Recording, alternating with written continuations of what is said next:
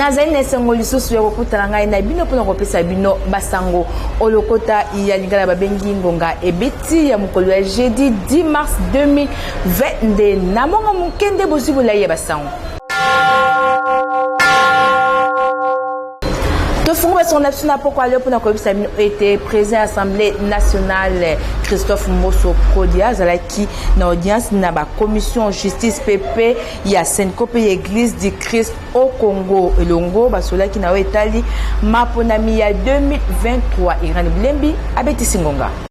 Na cadre ya mission oyo bandima ya ko accompagner ba institution ya ekolo nde ba commission justice PP ya Senkope ya SCC na bokumbami ya révérend Maurice Mandengo pour la SCC, pe Monseigneur Donatien Cholet, porte-parole ya Senko pour la Église catholique, bakendeki kukutana na président de l'Assemblée nationale, Mwanamboka Christophe Mbosso Kodia Kwanga. Wapi, basolola ki na oyo etali ba élection na 2023 oyo bango balingi, ezala crédible, inclusive, pe apaisé. Kolani sisama na délai constitutionnel tolobi na 2023. Nakoyo kwa Monseigneur Donatien Cholet, esengeli kobwaka biloko nyonso oyo ekosala ete élection et ça le matin en 2023. P. Atalisi était président de l'Assemblée nationale a rassuré Bango était azali conscient que stabilité et économie kolomizali koya ezali bongo ko dépendre na lolenge élection en 2023 et ko salema. Boyokaye ndenge abetingoka.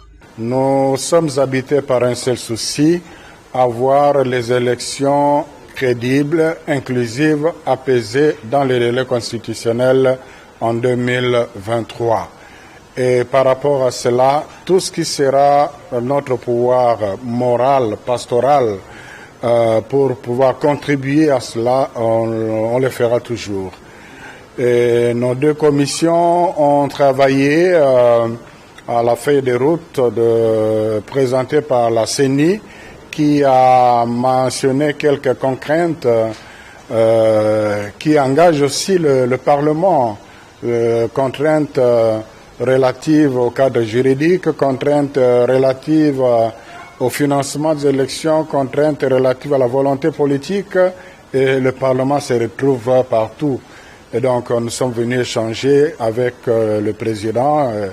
Dieu merci, le président de l'Assemblée est conscient de la réalité. Il est conscient que la stabilité du pays dans les années à venir dépendra pour beaucoup dans ce qui reste à faire dans le cadre surtout légal du processus électoral.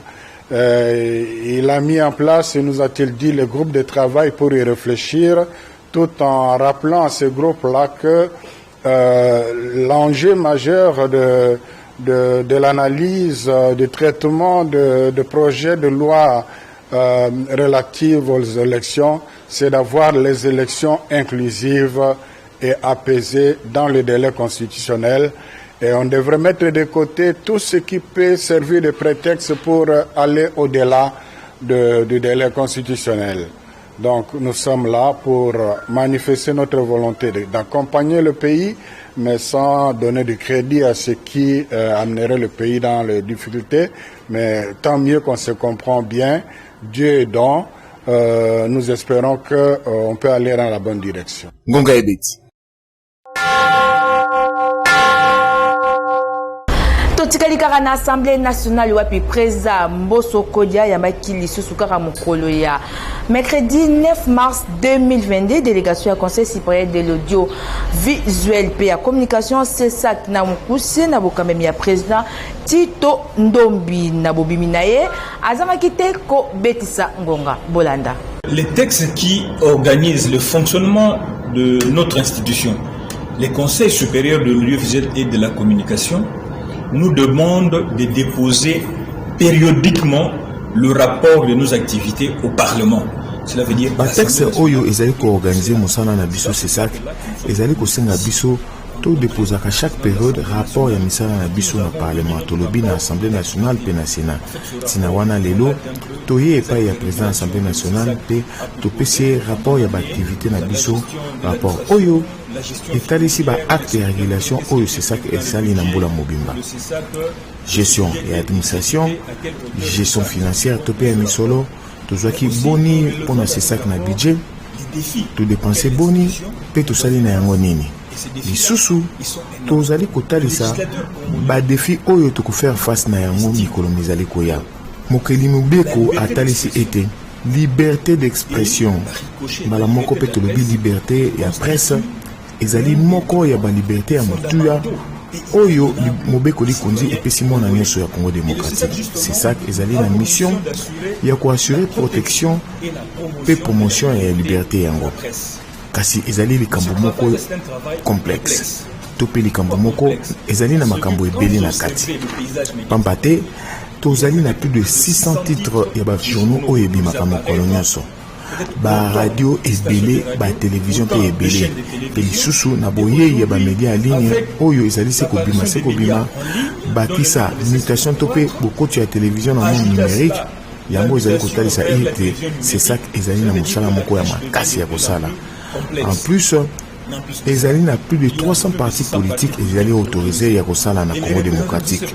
Bakolo na yango pe ba représentants yango balekaka pamba pamba na ba média bakisa lisusu ba acteurs sociaux ba indépendants pe ba acteurs ya société civile. Banso esengeli na CESAC et réguler bango. Na kotalaka lisusu monene ya mboka na biso oyo ezali lokola continent yango ekosenga ete CESAC ezala bongo na ba moyens pour kosala mosala. Ngonga ebeti. Donc c'est un travail énorme. Et tout ça sur un territoire qui a des dimensions sous-continent. Donc il faut avoir des moyens pour le faire. Groupe d'études sur le Congo GEC n'a mon poussé sur l'équipe enquête na Assemblée nationale wa batalisi ba manquement mi balé au ba députés nationaux ba salaka. Ya liboso plus de 210 députés ba kitaka te na ba circonscription électorale na bango na tango ya ba vacances parlementaires p 287 sur 500 députés nationaux de ba déposaka ba rapport parlementaire na bango. Yannick Mlengo abeti singonga. Et salaki enquête na chambre basse ya parlement groupe d'études sur le Congo wapi et monani bambeba mibale oyo ba députés nationaux basalaka ya liboso ezali plus de 210 députés bazalaka na bizaleli ya kokita na circonscription électorale na bango te na tango ya ba vacances parlementaires. Groupe d'études sur le Congo ba constataki ba rapport ya vacances parlementaires ya période ya juin kino septembre 2020 pe décembre 2020 kino mars 2021. Et monanaki pour la première période était 150 sur 181 circonscriptions électorales et zali na ba rapport ya ba vacances parlementaires kasi 31 circonscriptions électorales et zali concerné te pambate ata député mon côté à côté sa rapport ni kokita sur terrain parmi ba circonscriptions électorales yango tutangi Boadolite Mobaimbongo Yakoma na province ya Nord Ubangi Isangi Opala Ubundu pe Yauma na province ya Chopo,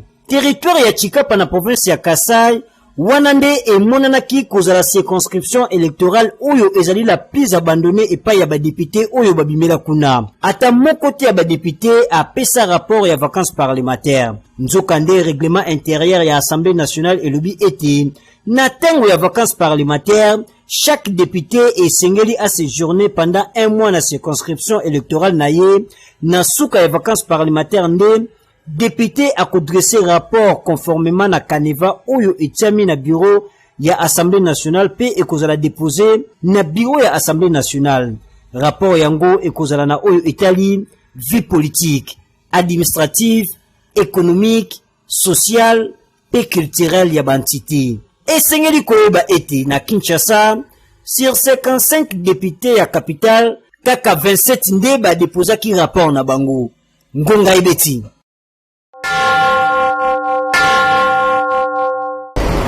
Ba député provincial ya Kinshasa, membre ya commission ya environnement, ba sala qui descente na marché central mokolo ya jeudi 10 mars 2022 pour na kosala constat le lenge nini misala ya botongi marché central moderne ezali ko salema yani kumlongo pe sardu dimbu bazali kana pour na konta ngonga ebeti bolanda.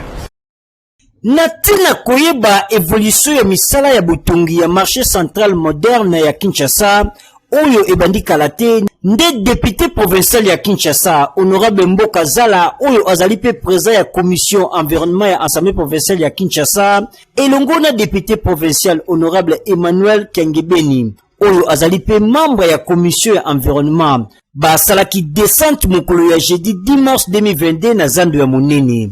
Na bokomi na bango bayambamaki epai ya administrateur ya zando ya monene mwana mboka Bopili. Sima bazwaki nzela elongo na administrateur pona kotala misala na miso na bango moko ndenge ezali kotambola. Sur place, bakutaki deja clôture ya batol ezali kotiama pe ba beton ezali kobukama na nzela ya société ya ba chinois.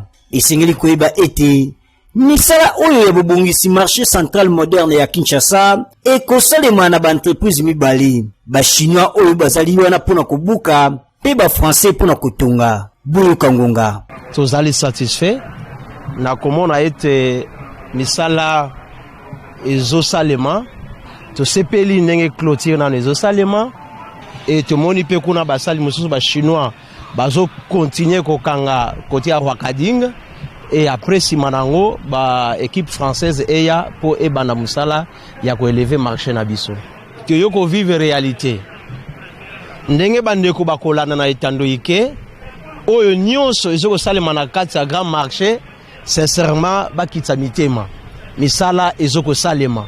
Nous leur rassurons que biso bo balobeli na bango na kati assemblée provinciale yangonde toche matambe na biso awa na eleko oyo ya vacances parlementaires pour to vivre vraiment misala ndenge ezoko salema na kati zando pour te bango pe ba pe ko sepela que to bombi eloko moko te sincèrement misala ezo salema yangonde sali biso sengo mais na yebi ete epe to kopesa rapport et pas ba ndeko na biso na assemblée et certainement ba kozala pe na esengo wana yango wana tolobi teke to ya kotala eloko nisa osala manakata zando oso to tie bien na ba voler mususu tant to yaki to kutaki zando oyo ba mabanga ba nini nyoso to longwa makite mais yango wana lelo to kotala musala ndenge nini ezo salama Ngunga ebeti.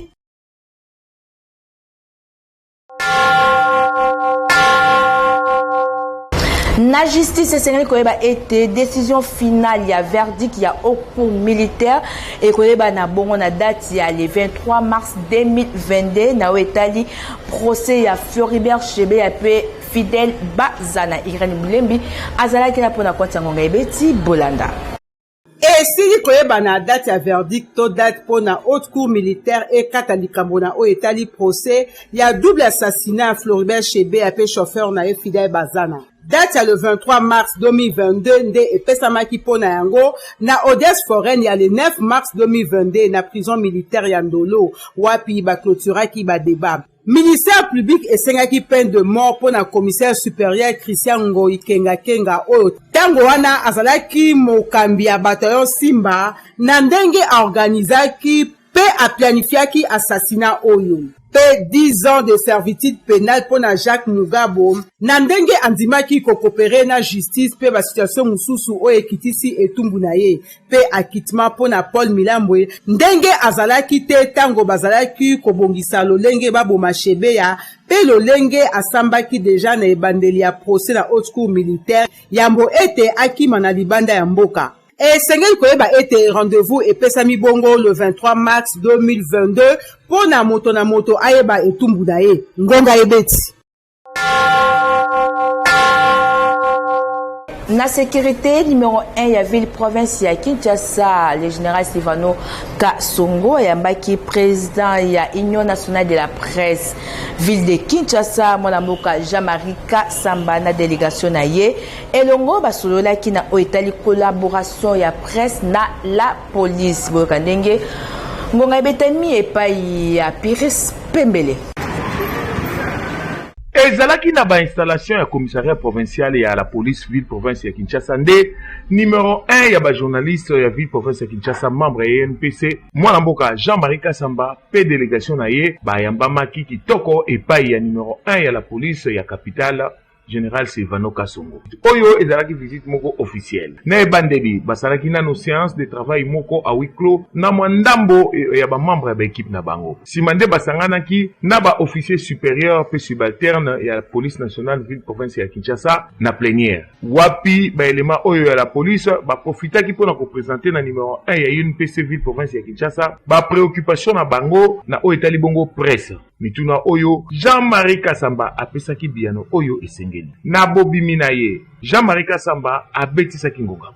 Nous avons eu la chance aujourd'hui d'avoir l'ensemble des représentants et du commandement de la police au niveau de la ville de Kinshasa. Les commandants des SIAD, des sous-SIAD, au niveau des districts également, et des bataillons, ce qui veut dire que l'ensemble de ceux qui encadrent la police ici est au courant aujourd'hui de ce que nous faisons comme travail.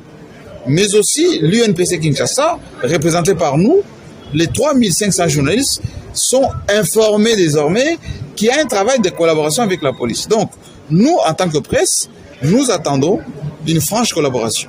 La police peut également compter sur nous pour qu'il n'y ait pas la désinformation. Filmer la police, raconter des histoires, manipuler les images qui ne sont pas vraies de ce qui se passe à Kinshasa. Et donc, nous allons veiller à ça pour que l'image de notre pays, l'image de notre police ne soit pas ternie à chaque fois quand cela n'est pas approprié. C'est incessamment dès demain d'ailleurs, notre secrétaire est mobilisé pour remettre à jour l'annuaire de tous les journalistes de Kinshasa. Cet annuaire sera mis à la disposition de la police. Nous allons mettre en place ce qu'on appelle une application où n'importe qui peut aller consulter pour savoir qui est journaliste et qui ne l'est pas. Et donc, il n'y aura pas les conflits inutiles. Nous allons veiller à ce que si la police reproche quelque chose à la presse, il faut que ça soit avéré. Et le contraire est aussi valable. Ngonga Ebeti. Bayi AFDC ya commune ya Kasavubu na mokambemi ya président na bango André Kongolo bazalaki na activité monene na date le 8 mars na siège na bango oyo zama na avenue Luozi numéro 3 na commune ya Kasavubu kolanisa la journée internationale des droits de la femme. Patrick Lusala abeti singonga. Parti ya autorité morale mwana mboka professeur Bahati Lukwebo président du Sénat ezali déterminé à accompagner ba maman na mois de mars mobimba o ezali dédié na bango. Tina wana bayi AFDC commune ya Kasavubu elengelaki activité moko ya kafu na siège na bango o ezwami bongo na commune ya Kasavubu na balabala Luozi numéro 3 elongo na ba maman ya AFDC commune ya Kasavubu. Nyonso oyo na bokasi ya ye moko président communal mwana mboka André Kongolo Costa oyo babengaka incontesté. Oyo na bokoti na ye ayambamaki lokola roi pe assistaki bongo na activité nyonso oyo esalemaki mokolo yango ndakisa formation ya ba mama sur la naissance désirable oyo epesamaki pa ya mama Rose Boya cadre ya AFDC. Mo ya circonstance epesamaki bongo epai ya vice-présidente communale ya Kasavubu mama Hélène oyo azali pe lisusu présidente ya ONG Sepromefa. Tina wana ba mama oyo encadraka bazalaki na milulu yango pe ba exposaki biloko na bango oyo basali sima ya formation bauti kozwa. Na bozue maloba ye moko mwana mboka André Kongolo Costa incontesté a remercié ki ba mama pe encouragé ki bango na ndenge bandimi bongo kotamola elongo na mwana mboka Bahati Lukwebo aliaki na bango pe amelaki na bango.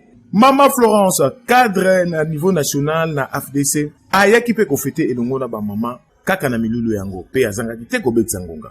Basi AFDC esengweza ya makasi komona ba mama ebele boye pour célébrer mokolo lelo et lokola tozo accompagner président de la République son excellence Félix Antoine Tshisekedi Tshilombo na autorité morale na biso papa Bahati Lukwebo to sengi na ba mama oyo bazala sima ya ba konto to lobeli ye moko pe incontesté André Kongolo Costa azanga kipete kobetsa ngonga na ebisi ba mama ba comprendre vraiment que bazana banani lelo basundola bango epa ba bande kwebele o bakosa bango bazozela kaka jour ba yela bango na lokuta lisusu mais ngai nazana bango chaque jour ba fungola misu ba yeba ke c'est maintenant ou jamais.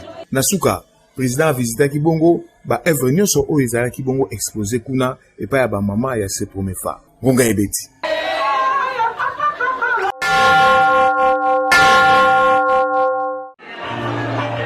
Toujours dans le cadre de la Journée internationale des droits de la femme, Bayi Fondation Sylvia Kilapi Saïdi Asbel, oyo ezali moko ya ba association ezali ko évoluer na kati ya lisanga politique Alliance des Forces Démocratiques du Congo AFDC na Mokuse parti cher ya professeur Modeste Bachu Lukwebe opposé ya Sina wapi bazalaki na mubange na conférence débat na commune ya Mongafula nyoso wana na bukasi pe makanisi ya présidente nationale ya fondation SKS Asbel l'étoile brillante ya Lukunga Sylvia Kilapi Saidi mwasi ya mayele plein de stratégie ba mekaki kote makanisi pe mayele na bango na mama ya likambo oyo eponamaki ezali ete quelle place doit occuper la femme congolaise à l'horizon 2023 oyo ezali penza motu ya makasi na mboka Congo démocratique esengeli ba élection générale esalema na yango esengeli pe na mwasi kotelema pe kozala mayele pe lisusu kokota na bisika nyonso oyo bazwaka ba prise de décision. 4 orateurs mobimba bazalaki au rendez-vous na kati na bango PCA ya fondation mwana mboka Pati Batuli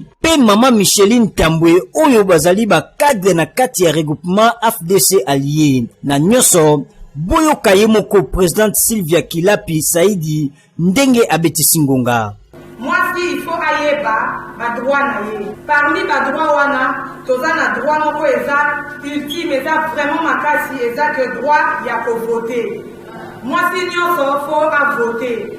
Moi si nyonso soki balobi te tokende kosala enregistrement tokende kosoba carte de lecteur na biso sur ce point là moi c'est rovanda simate ozonga sima omilembisa ose décourager te tolingi basi tozala makasi tokende biso nyonso na centre ya kovote na 2023 na 2023 wana il faut tovote utile eza te mpo nga na zwi na pesi yo polo kaka na 2023 wana nde ovotenga te fo yeba moto outi na ye uta kala moto aya kopesa kaka liputa te na 5000 francs kaka na 2023 yo kamati yo vote ye mpona kosukisa conférence na esengo l'étoile brillante Sylvia Kilapi Saidi apesaki bapiesi ya maputa epai ya bamama oyo bazalaki sur place na conférence yango ba evre ya boye eza kaka na fondation Sylvia Kilapi Saidi Asbel ngonga ebeti